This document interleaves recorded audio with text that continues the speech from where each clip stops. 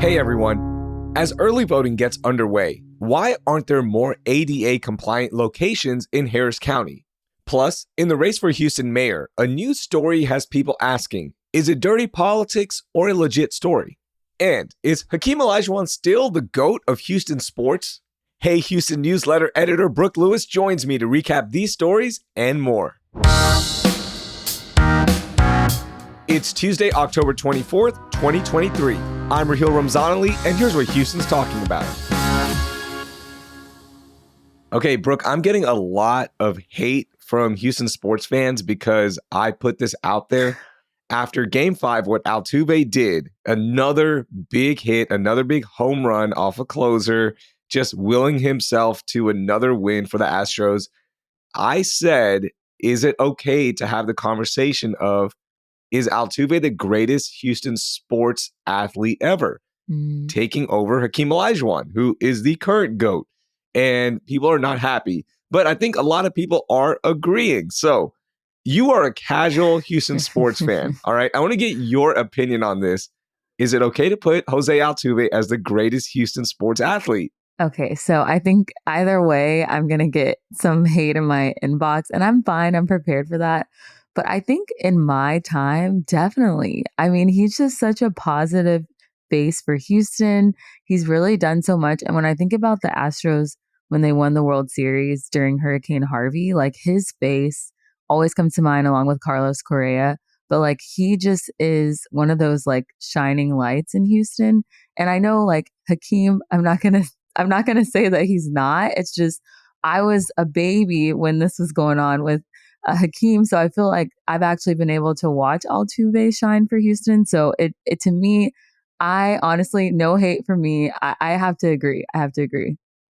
So the other one that a lot of people were upset that I didn't include, Simone Biles, is one of the greatest ever, if not the greatest gymnast ever, right? Yes. And she gets lost in the conversation because look, with sports fans, it's the major sports that get the headlines, right? NBA, MLB, NFL. So Simone Biles gets lost in this, but she is the greatest to ever do it as well. And she's a Houstonian. So that's another one that we can put out there as well. Yeah. And I think you also have to mention JJ Watt too. Like he just was honored by the Texans. And so I think he's another big face who really has done a lot for Houston sports. I think even though he doesn't live here anymore, will continue to give back to Houston. So that's another person I think of. But I love Simone Biles. I don't even know why I didn't think of her to begin with. She is one of my favorites. I just love her. So yeah, I think JJ doesn't make the conversation for me because he doesn't have a championship, right? Yeah, Hakeem has 2 championships. True. He brought the first championship to the city of Houston. Altuve, we know all the accomplishments for him, the championships. So I know I'm a kid who grew up with Hakeem. Like I remember watching him. He was part of my formidable years, right? And he is my GOAT still. So I can't put Altuve over him just yet, just because of my personal connection.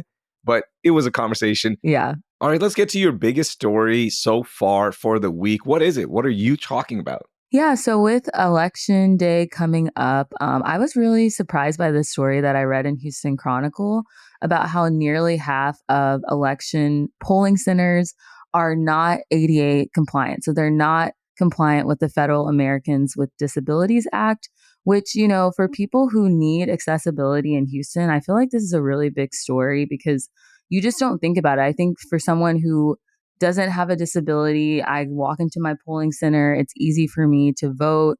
But a lot of polling centers across Houston, they're not accessible. Actually, only 2 of the 701 sites across Harris County are fully compliant. Yes, there's about 338 that can be made accessible by adding, you know, those temporary adjustments like placing mats over gaps in the ground or installing temporary ramps so they can be made accessible. But it is crazy that only 2 are actually fully already set up for people with disabilities. So I'm not up on all the ADA rules. Okay, I'll be honest with you.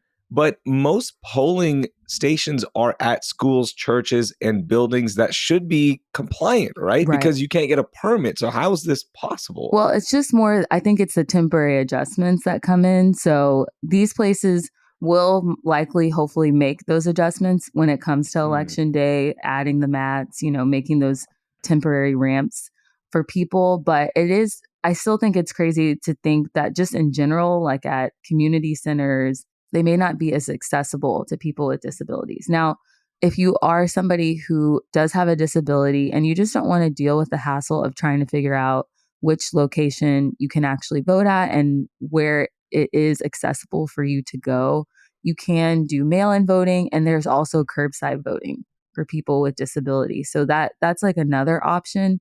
But I was really surprised by this, and it sounds like Harris County is working to, rectify these issues, but it is pretty surprising. Yeah, and one thing that Harris County is good at, look, the numbers aren't great, but they, as you mentioned, are working on it. When you compare Harris County to other jurisdictions that are the same size or bigger, we're actually just as good, if not better. For example, Chicago, we're better than them. Philadelphia, we're better than them. So that is something that we're looking at as well. Yeah, and I think another thing that they mention in the article that I thought was interesting is that they also don't want to disenfranchise other voters by maybe moving polling centers to places that are more accessible. So a lot of these places have been chosen because they're in areas where maybe they're not, certain populations are more prevalent. So they also are thinking about that. Like they don't want to disenfranchise other voters. They're trying to make it as accessible for all. So I think it is hard. I mean, we live in a big city. There's a lot of people that they have to accommodate to, but I think people with disabilities get lost in this conversation. So it's definitely something that people should be aware of and think about. And by the way, if you want to search ADA compliant locations, we've included a link in our show notes. It is linked there. You can search on the bottom of the story. You can put your address in and it will shoot out the closest polling location that is ADA compliant. All right, I'm going to get to my biggest story, and this is also about voting because it is about a candidate running for mayor, and that is Sheila Jackson Lee. Now, early voting started yesterday, and the big story that everybody is talking about is the alleged tape of candidate Sheila Jackson Lee berating a staffer about not completing a task. Now, the unverified tape took off on social media, and Sheila Jackson Lee's campaign said it was a part of a, quote, low-handed political tactic meant to discredit a thriving mayoral campaign and distract voters ahead of the early voting period. And it's unsurprising that these attacks have originated from extremely conservative blogs and political operatives backing John Whitmire. So things are getting a little spicy. Now, this tape is out there. And again, it's unverified, and the campaign hasn't said that it is or isn't Sheila Jackson Lee. But if you have listened to it, it is an interesting listen. So that story is out there. And of course, the link is in our show notes. Have you had a chance to listen to it? And what are your thoughts on this? Yes, I did listen to it, and it is pretty spicy, as you said. And honestly, when I listened, I was like, okay, is this going to sound like Sheila Jackson's voice to me?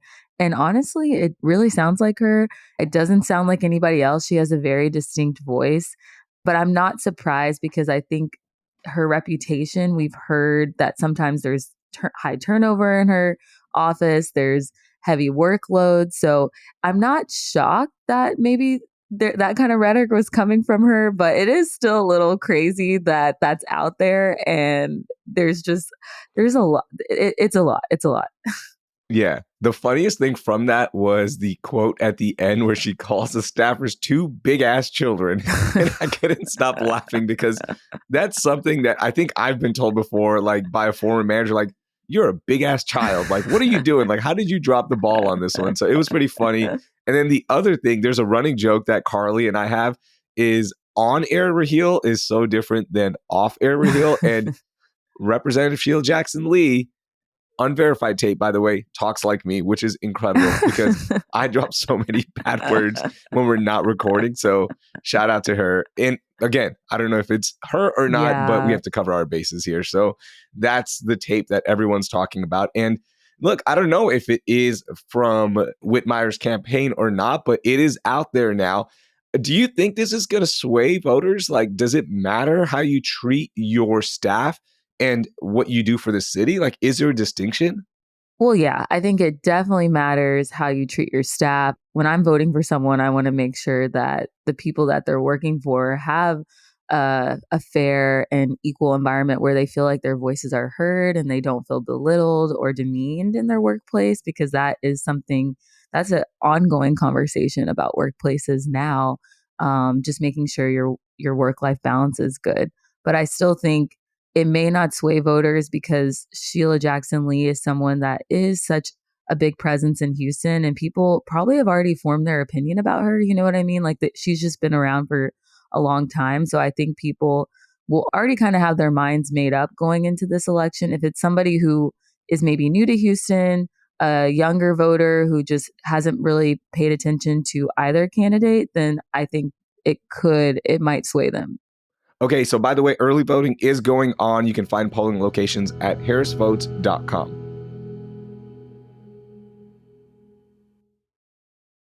Okay, let's get to some rapid fire because there are a lot of interesting stories I want to get your opinion on, Brooke. So the first one is Pappasito's is turning 40 and they're offering $40 fajitas. By the way, the price of fajitas, unbelievable. Yeah, It's too expensive. Okay. that's so pricey. Remember earlier in the year, we found a website that this guy was tracking the price of fajitas per pound. I wonder if that's still out there because it's so expensive. Because look, prices of everything has gone up, beef especially. So Yes. I digress.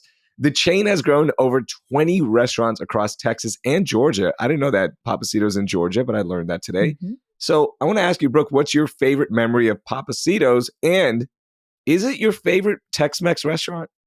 Okay, so I'll say the memory first because I don't want to start off on a bad note with Pappasito's, but I remember actually going to Pappasito's a couple years ago, right when, the restaurants were kind of reopening, everybody was getting back in their groove, and I met up with a friend that I hadn't seen in a long time, and I just remember us sitting on the patio having a margarita. I think I had the chicken fajitas.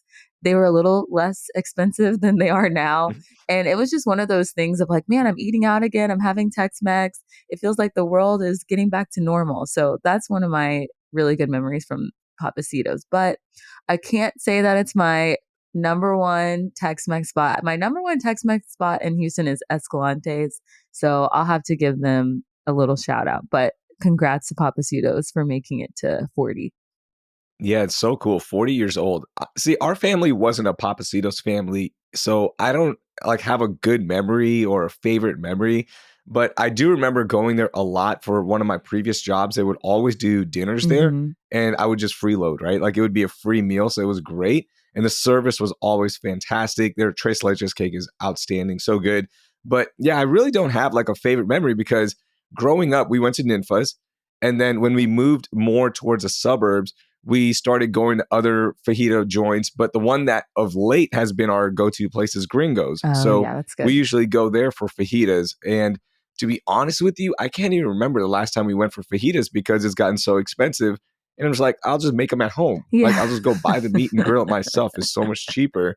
So I don't even have a recent like place. I can't remember the last time we went for fajitas. Yeah, yeah. I know it's one of those things now that I think could have been like an every Friday night type of tradition because it was Yeah. inexpensive, but now it's just so expensive. Even I was watching a TV show where it was like from early 2000s, shout out Gilmore Girls, and she was getting a pizza ordered to her house and he was like, "That'll be $15." And I was thinking, wow, that's like cheap compared to what pizza is if you order it to your house now. Like it is crazy. And that show's not even that old. Yeah, my wife and I used to do a fajita Friday. We'd go for lunch every Friday. We're like, let's go get fajitas. Just get half a pound and we eat, enjoy without any kids there. And now we're like, I don't know, fajita Friday, it might be a little expensive here. So yeah, we haven't even done that. But shout out to Pappasito's turning 40. Yes. Okay, my next story for you, Brooke. A 15-year-old Houston Drake fan rented out a billboard inviting Drake to her Sweet 16. Mia Garcia's family bought the billboard on I-10 in Akron and is hoping Drake somehow sees the billboard or someone connected to Drake sees it and he shows up to her Sweet 16 party in December. Pretty privileged right there to rent out a whole Yeah. billboard. I'm just going to put that out there. But Brooke, if you had to rent out a billboard inviting somebody to a party of yours, who are you inviting? Oh, we already know it's going to be Beyonce. And I feel like it's not going to happen, but it could happen. Just like this girl could have Drake show up at her birthday because He lives in Houston. It kind of reminds me that reality show that was really popular when I was a teenager was My Super Sweet 16. And they had these crazy 16th birthday parties. Celebrities would show up. I mean, Drake has a home here. Allegedly, he's in Houston. He's at Trill Burgers. He could easily see this billboard. We don't know, and he could show up at this girl's party. Beyonce, I had a 30th birthday Beyonce party. Would have loved for her to be there instead of all of us just dressed alike as Beyonce. But I don't know. She could have shown up if there was a billboard and there's enough social media attention. Props to this girl. Now, would you ever buy your 16-year-old or 15-year-old, because she's about to turn 16 in December, a billboard? Because those are expensive. No. It's not cheap to rent out a billboard or at least one out. I would just tell her, make a clip that goes viral on TikTok somehow, and you can get that the free way. You can try to get Drake at your party through some kind of social media channel, but I'm not going to buy you a billboard. It's just not going to happen. Okay, if I had to invite somebody, I've never met Michael Jordan. I know he has no connection to the city of Houston outside of just playing against the Rockets. And I know Vernon Maxwell would have beaten them and they would have won the championship anyways if Michael was playing. But I've never met Michael Jordan. And I would put out a billboard just to meet him. Like, I just want to meet him. And I've covered sports for a long time, earlier in my career. And I never ran into Michael Jordan, like in an interview format. I've always seen him around, but I've never had a chance to go talk to him. So I think it'd be fascinating to talk to Michael at this age, where he's so removed now from the game in terms of not playing, but he's still part of it. I just want to talk to him and just pick his brain. That'd be kind of cool. Yeah, no, that sounds awesome. What's so funny about me is that I am a casual sports fan, but I love sports documentaries. So I watched all of Michael Jordan's sports. I watched it all, ate every bit of it up, and I enjoyed it. And I do that for other sports documentaries. I love them. I don't know what it is. That's fascinating. I did not know that. So you watched The Last Dance and you loved it. I did. That's cool. I watched The Last Dance. And I there's other ones that I really enjoy. And even just some of the sports, Last Chance U on Netflix. I like watching that kind of stuff. I don't know. I'm a sports documentary movie person, but actual sports, following it from season to season, it's a little more challenging. So we'll just create a partnership here. Here's what we do. If Michael Jordan comes to my party, I get to come to your Beyonce party because Jay-Z might tag along, right? Like, she might drag him hey, look, I have to go to this random party. You have to come with me, okay? So I'll just hang out with Jay-Z. I'll keep him company. Yeah. And then that'll be that. Yeah. So there you go. Good partnership, good trade here. Exactly. Because most people at my party aren't going to care that Jay-Z's there. So then you can keep him occupied because everyone's going to be fangirling over Beyonce. True story. I ran into Jay-Z at the 4040 Club in Las Vegas one time. We were up there and I tried to go talk to him and his bouncer kicked me out. But you were in the same room as Jay-Z. That's pretty cool. In the same booth. I was right there because a friend of his, it was a friend of ours, and somehow we got in there and literally he was sitting right across me and I was like, "What's up, Hove?" And the guy was like, "No." And he just kicked me out. It's so funny. There you go. Just a little random story for you. That's so cool. All right, before we leave, I want to bring up something that we talked about last month, and it had to do with a white truck in Buffalo Bayou. Well, I've got an update for you. This isn't much of a gripe as much as an update, and finally things get done. Well, that white truck that was stuck in Buffalo Bayou for almost a year was finally removed. The truck belonged to Alejandro Torres, who passed away, and his body was found tragically later downstream. But since then, there's been a lot of drama regarding his truck because of where it was in Buffalo Bayou. It was near private property. It was remote. Nobody knew who would remove it. Is it the insurance company? Is it Harris County? Is it the private property? There's so much drama, but finally, it was all figured out and all the red tape was cut and this truck has been removed. And it is a fascinating story about what exactly happens when so many agencies have to take accountability and figure things out. So I've included the link in our show notes to read about how it was removed and what exactly happened with it. But just a fascinating story that is finally resolved almost a year later. Yeah, that's pretty crazy. That's a crazy one. Okay, do you have a gripe or something you want to talk about in the final few minutes, Brooke? So I feel like every Houstonian can possibly relate to this. As you're watching the Astros during the playoffs, you're staying up later and later, and you still have to wake up at the same time. You still have to wake up and maybe take your kids to school, whatever you have to do. And for me, I just think because of this, everything should shut down. We should just have a couple weeks off to just totally support the Astros and be able to stay up as late as we want. And then we don't have to worry about work in the morning because we are still tired. School's out. People don't have to worry about getting their kids up because I just know everyone that has been up watching the Astros, they're tired the next day. So that's my gripe, but also it's like such a fun thing to complain about because we've had this happen so many years now. So it's just a fun and exciting time in Houston.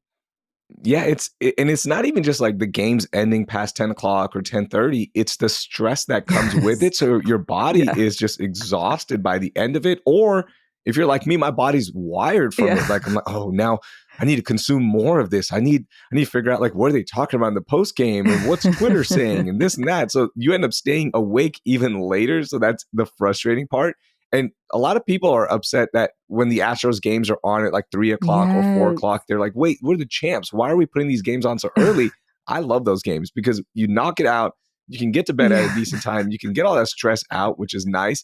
But I'm with you. Yeah, the Astro runs for the last 7 years has been putting a lot of stress and late nights on Houston fans, but totally worth it, right? Totally. I just remember my dad during Hurricane Harvey, that World Series run, he was like, I never want to go through this again. But then the next year was like, I want to go through this again. Like he was like so excited about it. But it is stressful, but we can't complain because we just get to watch the Astros be amazing and awesome. That's the perfect way to end this episode. Brooke, thank you so much. And everyone subscribe to Hey Houston at houston.citycast.fm. You do such a great job with it. So please, everyone subscribe. And Brooke, thank you for joining me today. Yes, I had a great time. Thanks for having me. That was Brooke Lewis. And as always, you can find all the stories we talked about in our show notes. Before we go, a big part of CityCast Houston is you. Did you know you can send us story ideas from your part of H-Town? We'd love hearing about what's impacting you. So don't be shy and send us a message with the link in our show notes. That will do it for today. Thank you for listening, and I hope you learned something new.